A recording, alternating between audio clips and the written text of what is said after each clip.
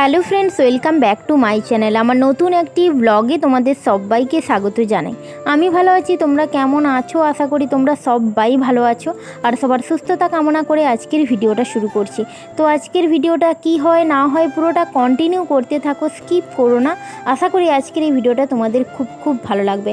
এখন বাজে ভোর 4:30। তো এখন থেকেই ব্লগটা শুরু করছি। আর এত ভোর তোমাদের সঙ্গে ব্লগটা কেন শুরু করলাম একটু পরেই জানাচ্ছি। আর এত সকাল সকাল রেডি হয়ে বেরিয়ে পড়েছি। কোথায় যাব বলো তো? ঋদ্ধিষকে নিয়ে চেক আপে যাবো, ওর চেক আপের ডেট রয়েছে।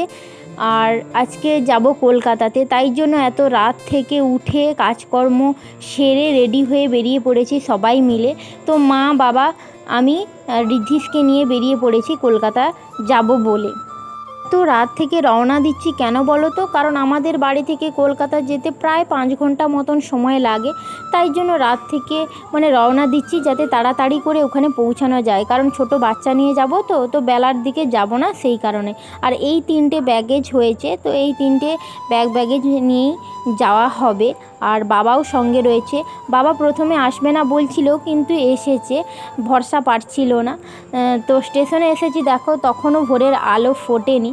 যাই হোক, এখন বাসে উঠে পড়েছি আর বাসটা ছিল 5:10। তো বাড়ি থেকে স্ট্যান্ডে আসতে 15 মিনিট সময় লাগে। তো দাঁড়িয়েছিলাম ওখানে কিছুক্ষণ, তারপরে বাসটা পেলাম। তো বাসে উঠে পড়েছি দেখো, আর কলকাতার দিকে রওনা দিচ্ছি। তো যেহেতু ঋদ্ধিষ না ঘুমায়নি, আগের দিন রাতে ঋদ্ধিষ একদমই ঘুমায়নি। কী কারণে আমি জানি না, গরম লেগেছে কি হয়েছে আমি বুঝতেই পারলাম না। অথচ 2টো ফ্যান চালিয়েছিলাম কিন্তু ঘুমায়নি। তাই জন্য 3টের সময় থেকে আমরা উঠে পড়েছি। তাই জন্য আমাদের অবস্থা দেখো, মা, বাবা, আমি কেউই ঘুমাইনি। আর একটা রুমেই সবাই শুয়েছিলাম সেই কারণে। তো দেখো আস্তে আস্তে ঋদ্ধিষ ঘুমিয়ে গেছে, কিন্তু আমরা তো আর ঘুমাবো না। যাই হোক, তো কথা বলতে বলতে যাচ্ছিলাম। আর ঋদ্ধিষ একটু পরেই না উঠে গেছে, আধা ঘন্টা মতন শুয়েছিল। যখন গাড়ি দাঁড়িয়েছিল তখন না উঠে পড়েছে। যাই হোক, সাদা চিড়ে প্যাকেট নিয়েছিলাম, তো ওকে 4টে দানা খাইয়ে দিলাম আর আমরাও খেয়েছিলাম। আস্তে আস্তে রাস্তায় আর বেশি ভিডিও বানাইনি, কারণ ব্লগটা অনেক বড় হয়ে যাবে। আর এখন নেমে গেছি দেখো ধর্মতলাতে। তো এখন একটু এগিয়ে গেলেই আবার একটা বাস পেয়ে যাব। ওই বাসে উঠে গেলে একদম বাবা যেখানে থাকে ওইখানে নেমে পড়ব। তো দেখো আমি আর মা যাচ্ছি, আর বাবা না আগের দিকে হেঁটে গেছে। আর যখনই আমরা কলকাতা আসি না, কখনো তো ঘুরতে আসি না যে ঘোরার জন্য আসি, কোথাও ঘুরতে যাওয়ার জন্য আসি, এরকম তো আসি না, ঋদ্ধিষকে নিয়েই আসি। তাই জন্য না আমি এইভাবেই আসি। তখন মন মেজাজ কোনোটাই ভালো থাকে না যে কি হবে না হবে, চেক আপে কী বলবে না বলবে, সেই কারণে। যাই হোক, তোমাদের সঙ্গে কথা বলতে বলতে দেখো বাসে উঠে পড়েছি। আর এখান থেকে বা রুমে যেতে প্রায় 1 থেকে 1.5 ঘন্টা মতন সময় লাগে। যাই হোক, বাসটা ফাঁকাই ছিল আর ফাঁকাতে এসেছি। তাই জন্য মোটামুটি কোনো সমস্যা হয়নি। ঋদ্ধিষকে বসিয়ে নিয়ে এসেছি। আর ও না কলকাতা শহরটা দেখতে দেখতে আসছে। ঋদ্ধিষের এই প্রথম কলকাতা ঘোরা। আর আগে তো নিয়ে এসেছি, তখন তো ও অনেকটাই ছোট ছিল। এখন থেকে তো আরও অত বুঝতো না, কিন্তু এখন যেমন এটা সেটা দেখতে শিখে গেছে, গাড়ি দেখতে শিখে গেছে, গাড়ি বলছে। তখন তো অত কিছু বলতো না। যাই হোক, সেইটাও ভালো লাগছে দেখে। আর তোমাদের সঙ্গে দেখো কথা বলতে বলতে চলে এসেছি। তো এখন আমার অবস্থাটা খালি তোমরা দেখো, এত ঝড় ঝাপটা যাচ্ছে না বিয়ের পর থেকে, কি বলবো। আর কোনো সাজগোজের আর কোনো ব্যাপারই নেই। কি হবে না হবে সেইটাই খালি মাথায় চিন্তা। আর এসেই না শাড়িটা চেঞ্জ করেই বাবা আর মেয়ে মিলে দেখো ঘর পরিষ্কার করতে লেগে গেছি। যেহেতু ঋদ্ধিষকে নিয়ে এসেছি, তো পরিষ্কার পরিচ্ছন্ন তো রাখতেই হবে। নিজেরা থাকি যে একটু পরে পরিষ্কার করি ঠিক আছে, কিন্তু ও খেলবে, নিচে বসবে, হাঁটবে, ঘুরবে, তারপরে কখনো পড়ে যায়। সেই কারণে না, তারপর বাবাও ছিল না, বাড়িতে ছিল, সেই কারণে পরিষ্কার পরিচ্ছন্ন করছি।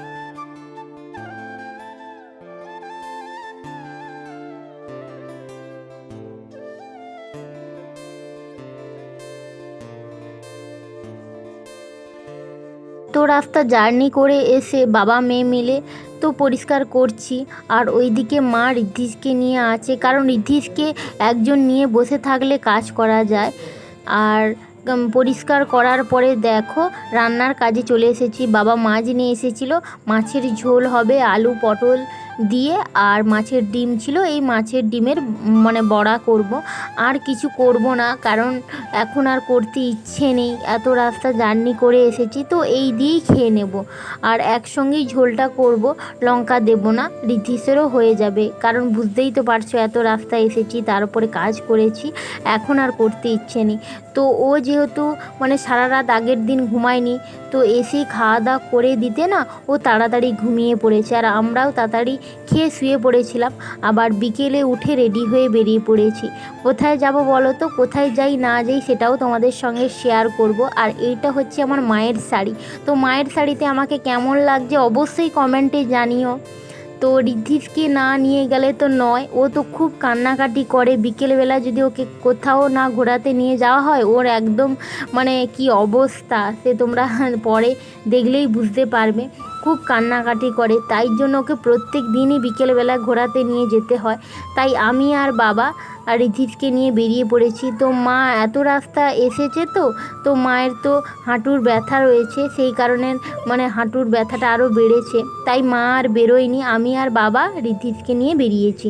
তো আমি যখনই কলকাতা আসি, কোথাও যাই না যাই, প্রত্যেক দিন বিকেলবেলা না এই মন্দিরটাই ঘুরতে আসি। তো এই মন্দিরটা হচ্ছে পরেশনাথের মন্দির।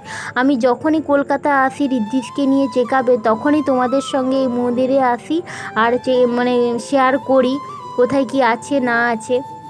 তো এইবারেও এসেছি আর সেটাই তোমাদের সঙ্গে শেয়ার করছি। দেখো এখানে না মানে যে মূর্তিগুলো রয়েছে এগুলো পুরনো দিনের মানে স্থাপত্য ভাস্কর্য, এগুলো সব শ্বেত পাথর, বিভিন্ন মণিমুক্তা এইসব দিয়ে এখানে মানে কারুকার্য করা রয়েছে। তো এইটা মানে 4টে থেকে 7টা অবধি খোলা থাকে, তো এতক্ষণ অবধি মানুষজন বসে থাকে, বাচ্চারা আসে খেলাধুলা করে। তো এইটা হচ্ছে সামনের বাগান বাড়িটা, আর ওইখানে দেখো এইটা হচ্ছে মন্দির। তো মন্দিরের মধ্যে ভিডিও করা নিষেধ, তাই জন্য ওখানে আর তোমাদের কি আছে না আছে দেখাতে পারলাম না। তো এখানে মানে জৈনদের ঠাকুর রয়েছে, মানে কোনো বাঙালিদের ঠাকুর নয়, জৈন মন্দির এটা। আর বাবা দেখো বসে রয়েছে, আর আমি রিদ্ধিসকে নিয়ে একটু ঘোরাচ্ছিলাম। তো বাবা বলছিল রিদ্ধিসকে একটু ছেড়ে দে, তো ও বাড়িতে তো চারিদিকে ছোটাছুটি করে, এখানেও একটু ছোটাছুটি করুক, কিন্তু ওকে নামিয়ে দিতেই না ও একদমই হাঁটছে না। তো তোমরা দেখো মানে এইভাবেই দাঁড়িয়ে রয়েছে, একদমই সামনের দিকে এগোচ্ছে না, তো পেছনের দিকেও যাচ্ছে না, মানে ভয় পেয়ে গেছে আমি যদি সামনের দিকে এগিয়ে যাই, দাদাই আর মা যদি না নেয়, দেখো ওই জন্য একদমই এগোচ্ছে না। অথচ বাড়িতে থাকলে মানে সিঁড়িতে নেমে যাচ্ছে, উঠে যাচ্ছে, জল ঘাঁটছে, যা পারছে তাই করছে, আর একদমই যেতে চাইছে না, ওকে কোলে কোলে করে নিয়ে যেতে হচ্ছে। দেখো ও একইভাবে দাঁড়িয়ে রয়েছে, একটু যায় আবার দাঁড়িয়ে পড়ে, মানে একদমই যেতে চাইছে না।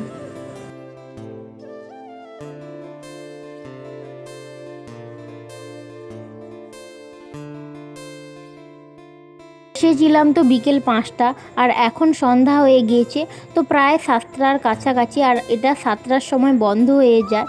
তো মন্দিরে উঠে পড়েছিলাম, আর তখনই না সন্ধ্যা আরতি হচ্ছিল, আর সন্ধ্যা আরতি হচ্ছিল বলে তখন বসে পড়েছি ওখানে দেখছিলাম, আর বাবা নিচে ছিল, কারণ বাবা যেইখানে থাকে সেইখানের মানে কাছেই এই মন্দিরটা, তাই জন্য সকাল বিকাল এখানে আসাই যায়, একদমই কাছে। তো বাবা তো প্রত্যেক দিনই আসে, তো বাবার আর ওঠার প্রয়োজন হয়নি, তো আমি গিয়েছিলাম, আর যখনই আসি রিদ্ধিসকে এখানে ঘুরিয়ে নিয়ে যাই।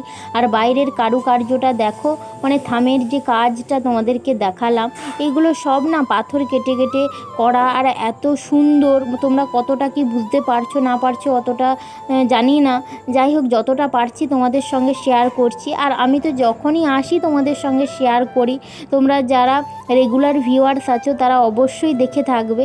যাই হোক কেমন লাগছে এই জায়গাটা তোমরা অবশ্যই কমেন্টে জানিও, আর এখানে আসলেই না আমার মনটা ভালো হয়ে যায়, তাই জন্য যখনই আসি তখনই তোমাদের সঙ্গে শেয়ার করি।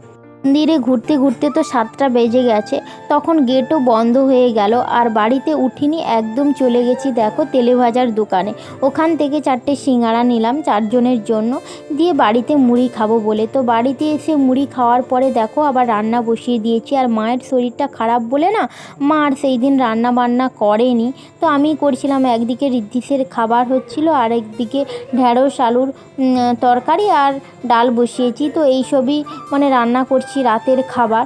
তো আর রাতে ঋদ্ধিশের পাপাও চলে এসেছে। দেখো তো ও তো বাড়ি যেতে পারেনি, আমাদেরকে আনতে যেতে পারেনি, কারণ তোমাদেরকে তো আগের ব্লগে শেয়ার করেছিলাম ও বাড়ি গিয়েছিল, 5 দিন থেকেছিল, তো ওর জন্য ছুটি হয়ে গেছে, তো বাঁশের পুল ভেঙে পড়ে গিয়েছিল সেই কারণে, তো আর এখন যায়নি বাড়িতে। তো আমরা এসছি, আমাদের সঙ্গে দেখা করতে এসছে, আর তারপরের দিন চেক আপও রয়েছে সেই কারণে। তো দেখো রাতে হয়েছে ডাল, আলু ঢ্যাঁড়সের তরকারি, আর এইদিকে রয়েছে মানে মাছের যে ডিম ছিল বড়া রেখে দিয়েছিল বাবা, আর এইদিকে ডিমের অমলেট করা হয়েছে।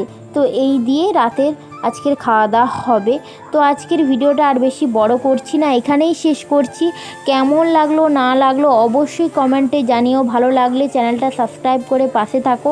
নেক্সট দেখা হচ্ছে অন্য কোনো ভিডিওতে। তোমরা সবাই ভালো থেকো, সাবধানে থেকো। আজকে এতটুকুই, সবাইকে টাটা।